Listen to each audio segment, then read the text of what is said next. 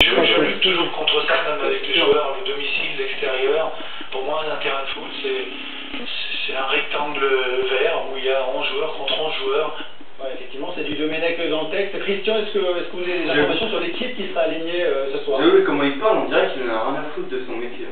Bon, écoutez, Raymond Domenech est désormais fidèle à ce système, le fameux 4-3-3 tant décrié par beaucoup de techniciens.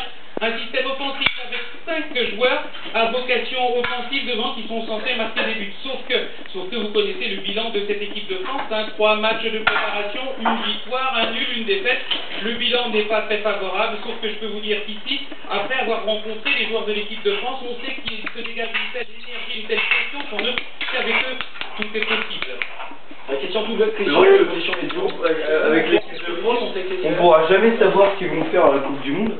Ouais, Ils vont être débiles toute l'année. La Coupe du Monde, je sais pas, il y a un truc qui fait qu'ils vont. C'est vraiment. Ou alors, les Coupes du Monde, ils foirent au début, puis après ils se retrouvent en finale, je sais pas comment ils font. Ouais. Merci beaucoup, Christian. C'est vrai. Vous pouvez dire sur l'ouverture de cette Coupe du Monde. Et nous y reviendrons encore à la fin de ce journal.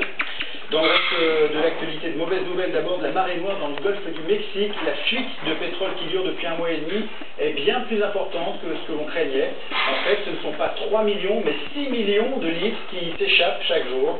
Le président de la compagnie BP a été convoqué